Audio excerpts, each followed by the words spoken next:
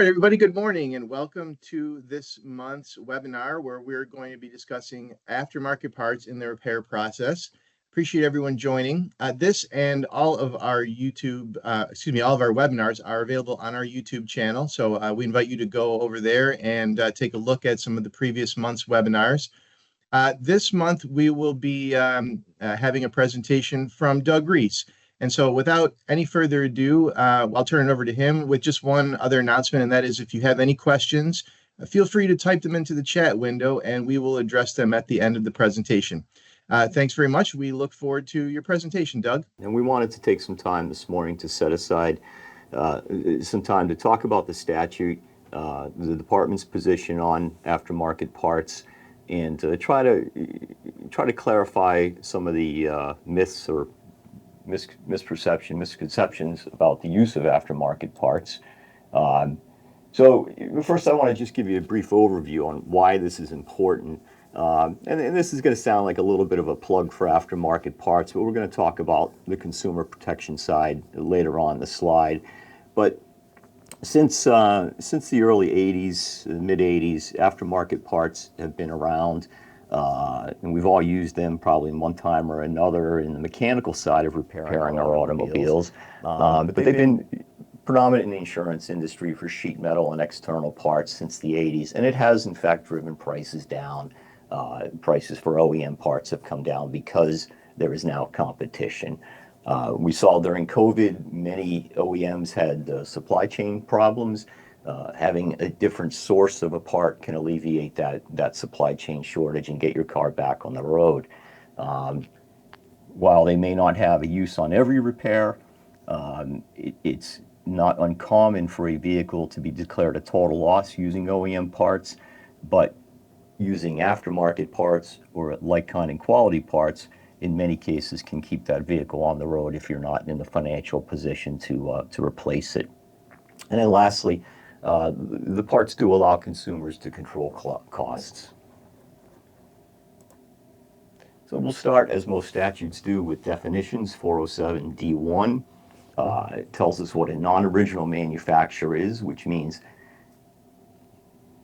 any manufacturer other than the original manufacturer of the part. Many people refer to that as OEM, original equipment manufacturer, which is the person that built the car, the company that built the car.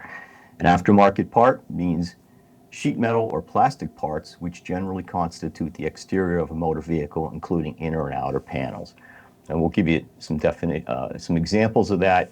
Most commonly are bumper covers, reinforcement, which is a steel bar behind the bumper cover, an absorber, which is a foam or plastic part that sits between the two to absorb energy in low-end collisions, fenders, hoods, grills, and headlights.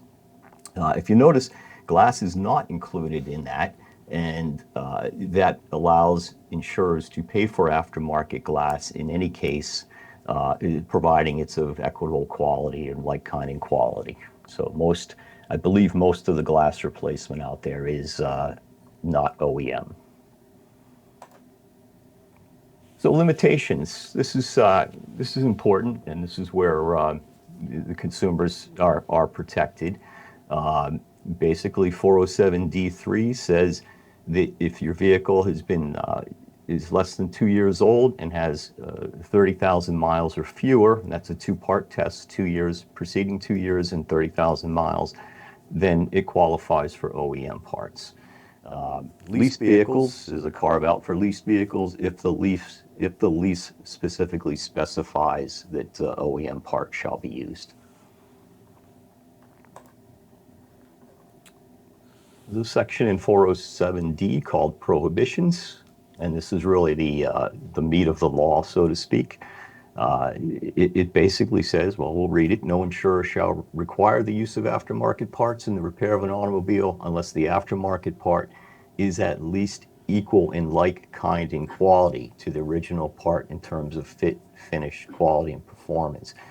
So this is the first place in the statute where we see the word like kind and quality, and that is a very common term in the industry to basically mean it's comparable to the OEM part. Like kind and quality could be an aftermarket part, or it could be a used part, recycled part from the original manufacturer.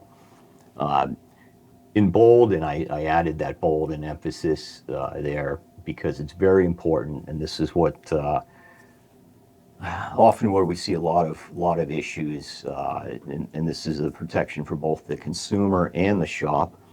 When an insurer specifies the use of the aftermarket part, they shall consider the cost of any modifications which may become necessary when making the repair itself. So if the insurance company insists on an aftermarket part on the estimate, and that part comes in and say a good example would be a bumper cover. It doesn't have holes drilled for forward looking radar collision avoidance or rear facing collision avoidance. And the shop feels they need to drill those holes and can do so safely, then the insurer bears the cost of modifying that part. If on the other side, the part comes in and it fails, it goes on the car, it's fitted, it's painted, and then everybody steps back and says, you know what, this does not fit, it's not like, kind, and quality. Then the insurance company is now responsible for the cost to remove that part and replace it with an OEM part or another part.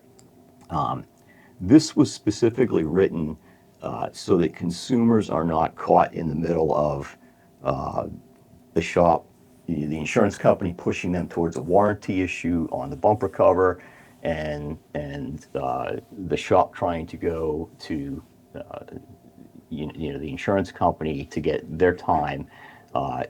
It's there to protect the consumer. It puts the burden on the insurance company to make the repair correctly, and set the consumer on their way. And at some point, we'll go back to that 1 second. There we go. At some point, if you have to drill a hole to get a molding to fit or a camera, that's probably reasonable. But if you have to, reform a sheet metal fender or weld a bracket to it, then I think at that point, it becomes not cost effective to use that part, and it probably is not a like, kind, and quality part as well.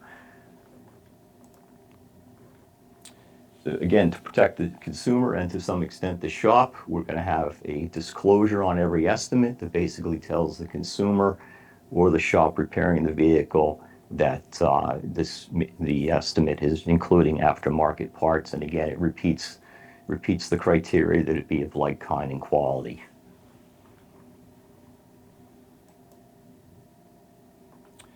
So we really want to emphasize that it's ultimately the consumer's choice of how they repair the car. The insurance company will write for aftermarket parts because that's simply what the contract says, like, kind, and quality in the contract, providing the car is over 2 years and 30,000 miles. Some companies do offer an OEM endorsement. I think there's about a half a dozen, and consumers, if they really feel like they need OEM parts, can seek those companies out. You are free, just because your insurer writes for an aftermarket part, you do not have to put the part on your car. Ultimately, it's the consumer's choice of what goes on the car. You may pay out of pocket for some of those parts, or you can work with your shop to determine what's best for you as far as, do we buy a used bumper cover? Do we buy an aftermarket fender? Do we repair the fender instead of replacing it? Ultimately, it's the consumer's choice of how they want the car repaired, and the price should reflect that choice. I've seen many shops or dealers price match for or discount for an OEM if they know a aftermarket part is out there. Sometimes the shops will work with you on a price, but they're not obligated to do so. So just as a quick comparison, how much is this really a big issue? Well, if you take a look at, I did a quick search online for some vendors. Honda, 2020 Honda Accord, the left fender from Honda was $315. The left fender aftermarket was about half of that at $165. Bumper cover, $450 from Honda. The bumper cover used, a bumper cover from aftermarket was $150. The reinforcement bar kind of surprised me. This is an aluminum bar from Honda, $1,155. I was told an aluminum reinforcement bar from an aftermarket supplier, $181. So you can see the difference is about 60% savings. And to my point earlier, that on an older vehicle that you just need to keep on the road till your kids get through college, or it's a third vehicle for your household, this could make the difference of totaling the car out and having to replace it versus keeping the car on the road. And again, that's the consumer's choice. But it is a significant difference. And not all, these are, I just took a Honda Accord because it's a very common car, but um, there are probably some aftermarket parts that are as expensive as the OEM part in some cases. So one of the complaints is quality, and we understand that. There is an organization called CAPA, capacertified.org. They are an independent, I believe they're nonprofit. They test these parts, they buy them off the shelf, and they test them on OEM vehicles, new vehicles, for fit finish performance. New Hampshire does not require a CAPA certified part when we wrote the aftermarket law, but consumers can specifically ask for them during the repair process to give them a little more confidence or comfort level. If you go to our website, we did write a bulletin on it. It sort of reiterates what was said about the insurer's obligation to pay for the modifications and the replacement of the part.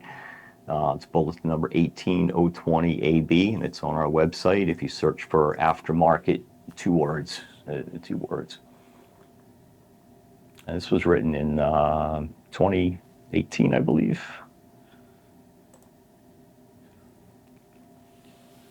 If you read your policy, you'll find it does address like, kind, and quality in most cases. There's also an appraisal clause in there. Many people want to go to the appraisal clause for a dispute over aftermarket. We do not believe the appraisal clause applies to challenge aftermarket parts because it's in the contract, and it's just not the price. The price is the price, so to speak.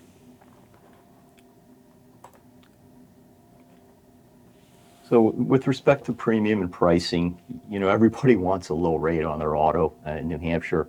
New Hampshire generally has some of the lowest premiums in the country. The reason they're low is because we have an educated, safe group of drivers that are responsible, but the use of aftermarket parts is calculated into that premium. So as I said before, half a dozen companies offer an endorsement. You'd probably pay additional for that. I don't know what it would cost. But when you shop for rates and you see, a premium, that premium reflects the use of aftermarket parts, not necessarily an OEM part. So you are, to some extent, getting what you pay for with during a claim if you have an aftermarket part on the estimate. So a quick summary, like I said, we all want to save money and we all want the lowest premiums. Aftermarket parts drive those premiums down because they drive competition for part prices down. And you can save money today on the premium, and if you get in a claim and you decide, I really want an OEM part on my car, you are free to pay out of pocket. You do not have to use an OEM part on your car. They create competition, like we said, and they drive prices down. We recommend you read your policy, see what your policy covers, talk to your agent, do your own research before you have a loss, talk to your body shop, get their opinion on them. You go to CAPA Certified and talk to your agent and see what their opinion is on these parts. If you have a loss, work with your shop to determine what's best for you and your budget and how the car is going to repair, because ultimately it is your vehicle and you can repair it as you see fit. Again, you may want to pay out of pocket for an OEM part. You may not want to, but ultimately it's your decision. So I think that's the last of our slide. If anyone has any questions, we can. Yeah, there's a few questions here. Let's start with Steve has a question about including headlamps because they have electronics, but he says electrical parts are not stated in law, only plastic or sheet metal. So does that include headlamps, Doug? I would say it includes headlamps, but maybe James, since you're our counsel, maybe you could uh yeah, this is a good it's interesting because the headlamp has evolved, right? Where it used to be just a plastic composite body with a bulb put in the back side of it. Now we have headlights that rotate and turn and adapt.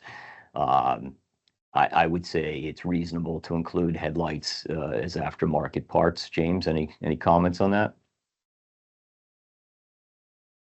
Well, I think it depends on the situation. If you're just putting a bulb in, then the bulb's not going to be fall within the definition of an aftermarket part. But if you have an argument, they are plastic and it's the outside of the vehicle, and you can't just put a bulb in this particular one. You'd have an argument that in that particular case, that that it is does qualify. So I would just say it's a bit of a case by case situation. Fair enough. Fair enough.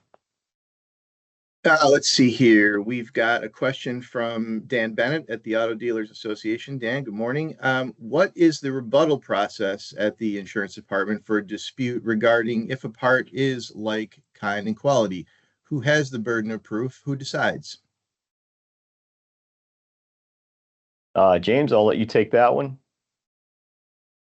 Well, the way we do this is, so if you in the initial intake, it'll just be reviewed by the department, and we'll gather the information, and we're not really in any like in a court of law trying to put a burden on anybody. We're just trying to figure out whether the part is or isn't um, like, kind, of quality.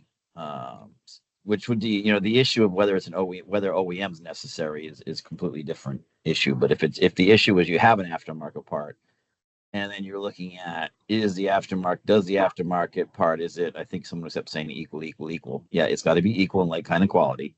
That if it is equal in like, kind, of quality, then we would say, I think in the beginning, since the auto body shop has the part, and we expect best to have photographs from them and an explanation of why it is or isn't, because they have the information. So that would be kind of, I guess, a burden of production in the beginning, and then we would take a look at it, and if we don't think it is, then that is our power to tell the insurance company that it isn't, in our opinion, isn't of like, kind, and quality, at least like, kind, of quality, and that the insurance company then has to fix it by either. They can fix it two ways. They can either use an OEM part, or they can get a part that is like, kind, of quality, that's an aftermarket part. And I'd also just mention, I know Doug has mentioned a few times that if you don't want to use aftermarket parts, you can use OEM parts, if you're willing to pay, but it wouldn't be a full pay situation. It would be a situation where the insurance company's responsibility is for the cost of an aftermarket part, and then if you want an OEM part, or if the body shop, I think some people are saying, well, the body shop, we make the decision. That's true. Body shop does not need to do business with a particular customer who has an insurance company.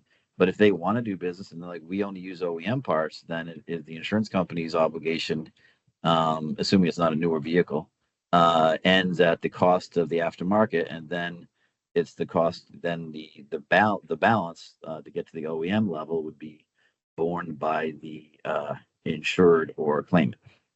So it is a bit of a mix there. And it is, this is a little bit of a tricky area because we don't just have two parties. We have a tripartite relationship between the insurance company, the repair shop, and the insured. And the contract is still between the insurer and the insured.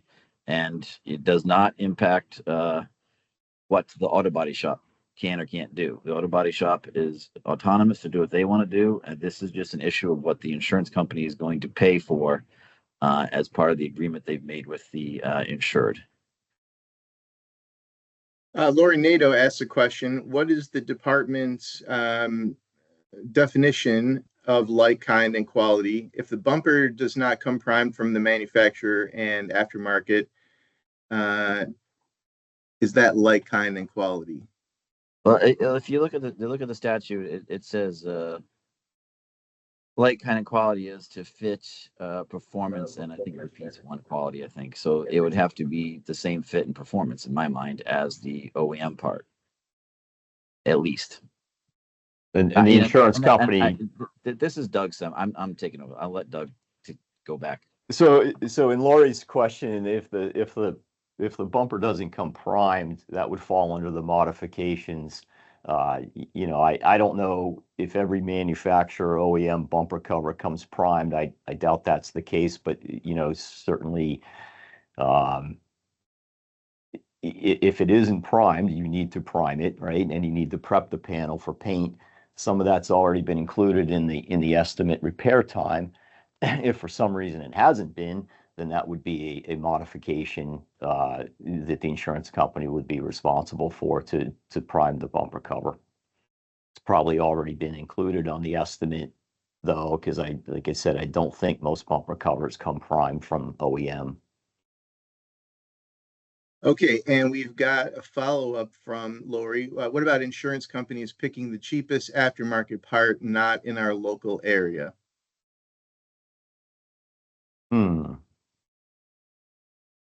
I don't know that it's a question of price. My understanding is that all the estimating systems, Mitchell, whoever else, are tied into vendors and distributors, and populate the estimate and give the appraiser an opportunity to choose that part. Ultimately, it's not necessarily about the cheapest, is whether the part fits or not, and whether, as James said, it's like, kind, and quality. You're free as a shop to source your own part prices, right? So, if you don't have confidence in the distributor that the insurance company is telling you to buy the part from, because you've never used them, you've never heard of them, buy an aftermarket part from your supplier that you're comfortable with. The same rules apply. You don't have to get it from the source on the estimate. It is just that, an estimate. So I'm not sure if that answers your question or not, but it really isn't. The insurance companies are always, unfortunately, going to write for the lowest part in most cases. But the rule still protects the shop and the consumer, regardless of the price of the thing, because it all comes down to fit and finish. I see Doug has a comment again. Reasonable and customary is pulled on facilities. Any comment on that, gentlemen? I'm not sure how to respond to that, but well, so our statute is like, kind, and quality. I'm not sure that. Well, he's citing New Hampshire General Court, so I would defer that one to Attorney Fox. If there's a statute or a case law that addresses that challenge. James, you're muted. Steering law talks about usual and customary guarantees. So you do, as the insured, get the usual and customary guarantees as to quality in the anti-steering law. But I'm not sure exactly where we're intersecting this. I mean, at the end of the day, for aftermarket parts, they have to be equal as to like, kind, and quality, and which means that equal as to fit, performance, and then they repeat the word quality. That's the standard we apply. And in 1998, okay, all bulletins pre-2000, I believe, pre-something have been are not current bulletins, so we wouldn't cite to a long ago bulletin. I believe Doug said there's a 2018 bulletin, so that should be the one you look at. All right. Well, Keith, I saw you had your hand up. Do you have a comment? Yes, Andrew, thank you. What I wanted to add is there was some discussion there earlier, obviously, about the 2 years and 30,000 mile permitted use of, let me make sure I word that properly, that a carrier cannot require the use of aftermarket parts on an automobile that is less than 2 years old or has less than 30,000 miles on it. Probably a great opportunity here to encourage, the insurance consumers who are on this call, that if those insureds want the sole exclusive right to use OEM parts in the repair. Many insurance companies, or carriers as we call them, do offer OEM endorsements that would require that would guarantee the payment for OEM parts during repairs. But of course, that comes with additional premium. But insureds who want that option should contact their insurance companies, ask about it. And if current companies don't offer that, certainly shop your coverage. Others in our market do offer it. All right, well, we're out of time for this webinar. Do we have any closing thoughts, Doug, James, or Keith? No, I'm good. It's the consumer's choice. Do your own research and make your own decisions with what's right for you, best for you and your car. Thank you. All right. If there's any questions that we didn't get a chance to answer or that you think of later, please send them to us via email at communications@ins.nh.gov. I've put that email in the chat window for you to copy down. Happy to get with you offline and forward your questions to a subject matter expert that can answer them. Again, all of our webinars are on our YouTube page. We invite you to stop by there to look and see if there's something of interest that we've talked about previously. And we look forward to seeing you potentially on next month's webinar. I guess we'll close the meeting. Appreciate everyone joining. Thank you so much. Thank you. Have a good day.